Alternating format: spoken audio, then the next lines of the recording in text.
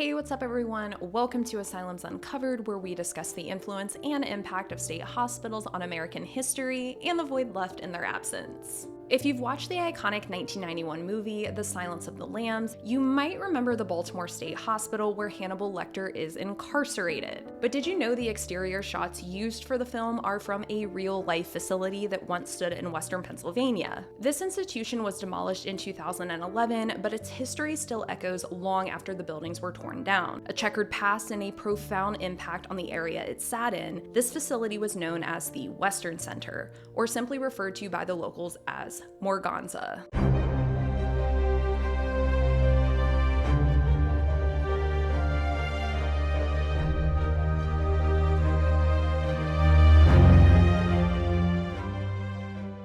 If you're from the Pittsburgh area a little over a decade ago, if you ever drove south on I-79 into Canonsburg, you may recall seeing a beautiful brick building with its tall copper cupola sitting on a hill in the distance. With nothing else around, this structure looked imposing yet beautiful, almost as if you couldn't look away from it or not wonder what it was. This was the administration building for the old Western Center. And today, if you drive on that same road, instead of seeing this gorgeous building, you'll see a massive business park. And it almost seems unimaginable that at one point, this institution sat all by itself with nothing else around. I am not from the Pittsburgh area, but I did grow up not too far away, and I always wondered what that building was. And come to find out, I actually had a friend who had a cousin that was a patient there. And I wanted to cover this place in an episode because I don't really see it talked about much outside of people local to the area. And you could say that the Western Center was one of the first facilities that piqued my interest in the state hospital world.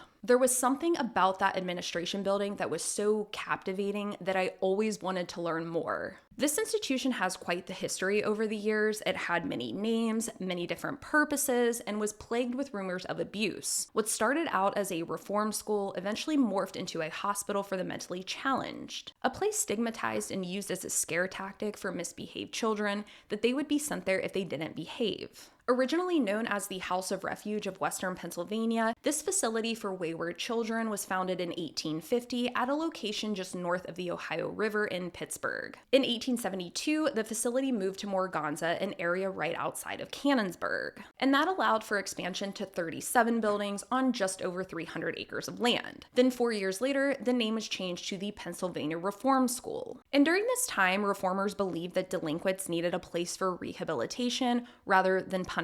Juveniles who were seen as unruly or troublesome were sent to the school in hopes to bring some structure and guidance to their lives. Some of the inmates may have done petty crimes like pickpocketing or stealing liquor, but mostly overall the cases were runaways or simply just their parents couldn't handle them. And one of the more interesting cases I came across was a 9-year-old boy who was caught stealing from a till at a local store and was going to be sent to Morganza. And in the newspaper article about him, it says something along the lines of, he was arrested as a suspicious character. I mean, the kid was 9 years old. Where did people think that he learned this from? It was probably either from his parents or lack of parenting, but it's interesting that he's being sent to this school for a punishment in a sense when really his parents, in my opinion, probably should have been taking better care of him. The school's strict regiment was intended to bring order to their lives and a sense of moral, physical, spiritual, and intellectual improvement. Part of that program was schooling to gain an education, church services, and doing labor on the property and at nearby farms. Some inmates thrived from the structure, but for others, it was too much and they would run away only to be caught, brought back, and disciplined. The intent was that they could learn life skills, sort of get on a good path, and eventually become a productive member of society. The boys and girls were housed separately, and they all had jobs within the institution like cooking, sewing, and working on the grounds. Sounds very similar to a state hospital structure. And starting back to its early years, the reform school had many allegations of abuse, which in turn led to many investigations. In an 1891 article in the Pittsburgh Dispatch, which ironically is the same newspaper that Nellie Bly used to work at, is a headline that says, "Too much whipping and too little substantial food at the Morganza Reform School." And it goes into detail about the conditions there, how the working environments were unsafe, and how some boys were given almost 100 lashes when they were beaten. And the initial tip about this abuse came from an inmate at the Western Penitentiary who had been at Morganza for 2 years starting in 1885. And now I do want to mention that although there were these terrible accusations, there were also reports that say some of the staff there were noted as being very kind and very helpful. So not everyone was bad, and I certainly do not want to give that impression. Mr. Quay, the superintendent at the time, and the board all came out and denied these abuse allegations and said that Morganza was a well-managed facility. They did admit to whipping the boys, but said it was not to the extent that was being alleged. And it is reported that a former male inmate reached out to the Pittsburgh Dispatch to go on record and say that Superintendent Quay was a very nice man, but he just had no idea what was actually going on there. He stated it was the guards and the officers that were abusive, and he gave the example that one time a group of the boys were made to go without socks and shoes in the middle of winter, and when the boys had an opportunity to let Mr. Quay know, he immediately remedied the situation. So I think this speaks volumes to his character and his kindness. A senatorial committee did an investigation into the finances and sanitary conditions of Morganza, and they said everything checked out. They were not able to intricately investigate the specific abuse allegations, as they claimed a special committee needed to be appointed for that, but from their initial observations, they claim the boys look to be healthy. So you have these abuse allegations, and then you have this initial investigation that says, nope, everything looks good here. So at this point, it's really a he said, she said situation. And was abuse going on in these earlier years? I mean, I wouldn't doubt it, but I don't think that everyone there was complicit. And you see this all the time with reform schools, state hospitals, state schools, where you have this dynamic of someone in a position of power and then someone who is not.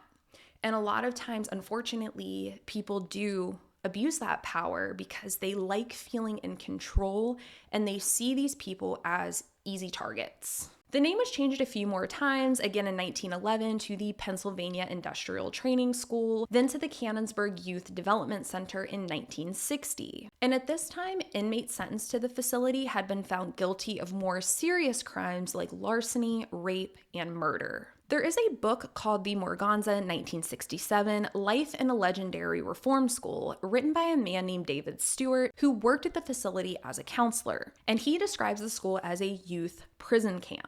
And his book dives into him really bringing up to the administration that there was a difference between hardened criminals and kids who maybe just didn't grow up with the best upbringing or were simply victims of their circumstances. He was basically saying that these two groups did not deserve the same treatment, did not deserve the same punishment, which I think is a very fair and very valid point to bring up. And even as years went on, rumors of abuse continued at the facility. In 1962, a hospital for those with intellectual and developmental disabilities opened on campus, and once again, the name was changed for the final time to the Western Center, but locals still just refer to it as Morganza. And I can't really say if that was the best decision, mixing that patient population so close with some of these inmates.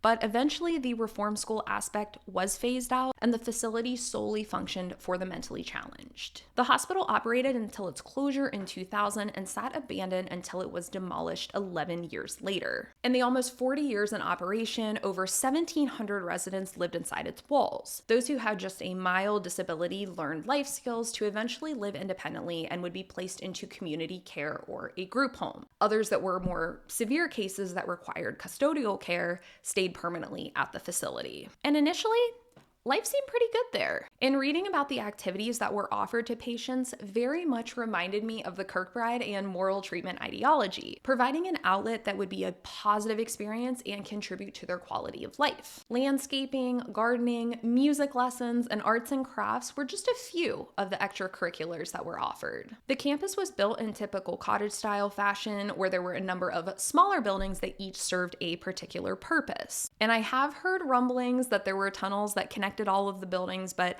I have not been able to confirm that. In addition to the admin building, there was a gymnasium, a swimming pool, a canteen, a salon, and a recreation center. When Morganza was ordered to close, there was a lot of controversy around it, and rightfully so. In 1992, a class action lawsuit decided that abuse was happening and living conditions at Morganza were inadequate.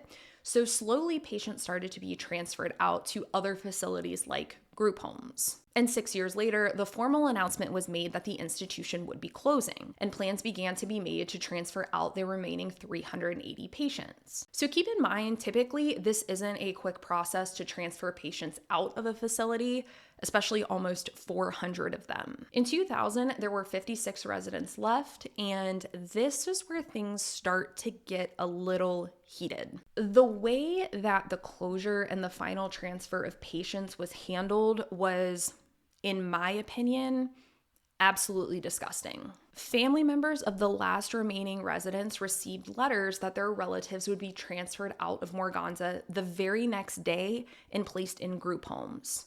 The very next day. It was clear that this whole transfer was already planned out, set in motion, and the last minute notice to the families was that they had no time left to try and stop this. Remember, there are a lot of patients here that need to live at this facility. They require a certain level of care. A lot of these residents were autistic. They needed routine, they function well with routine, and now you're disrupting that.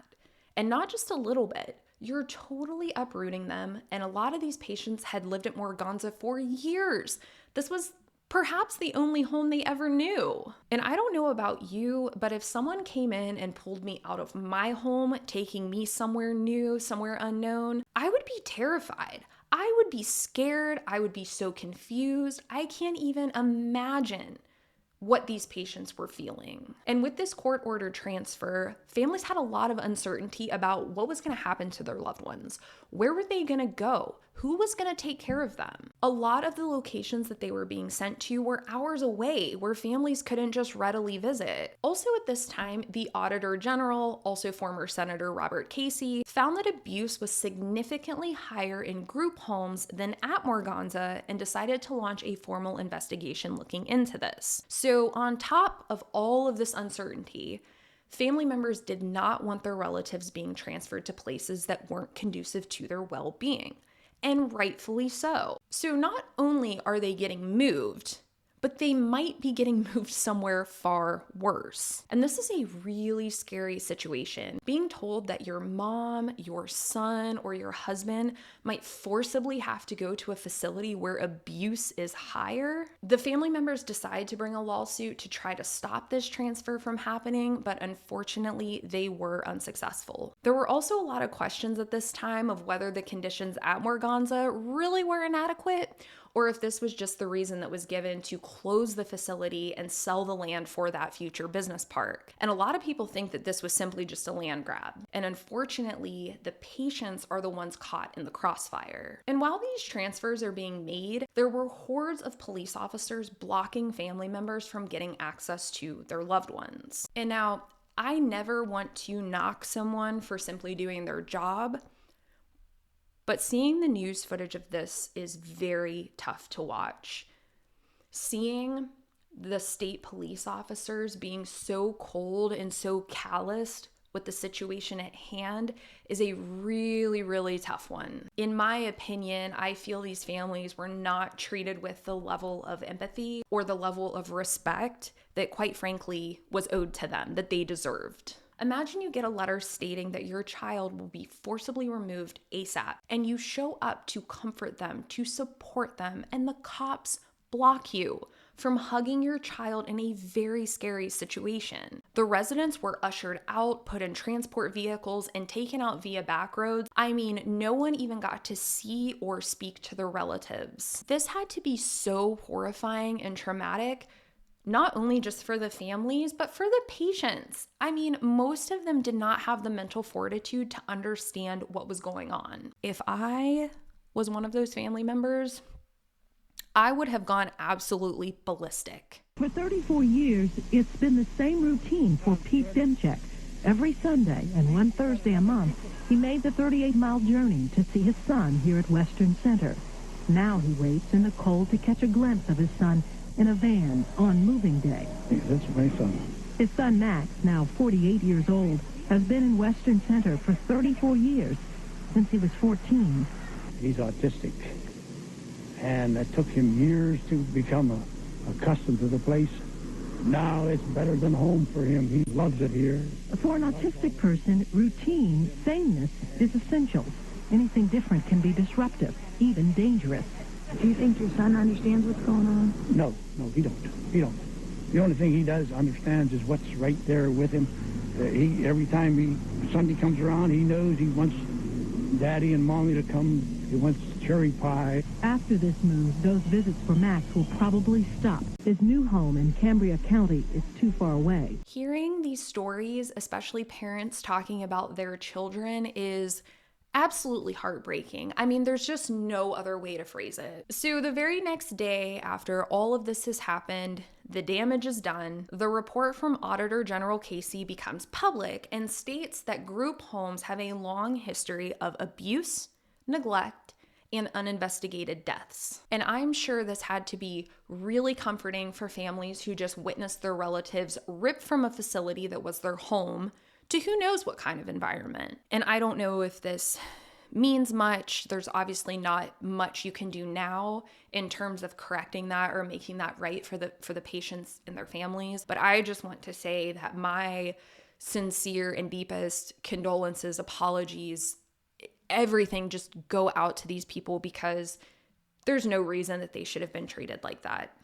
Absolutely no reason. I'm sorry, but that was wrong, and I feel like the state should have corrected that. But again, that's just my opinion. But that's also why I love doing this podcast and bringing awareness to these types of situations, because these stories deserve to be told.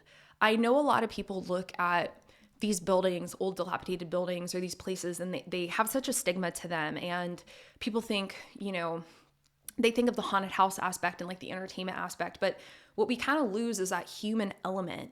And this was home for a lot of people. And stories like this are why I love this platform and sharing these stories, because bringing awareness and saying, hey, this happened, these people were mistreated, this is wrong.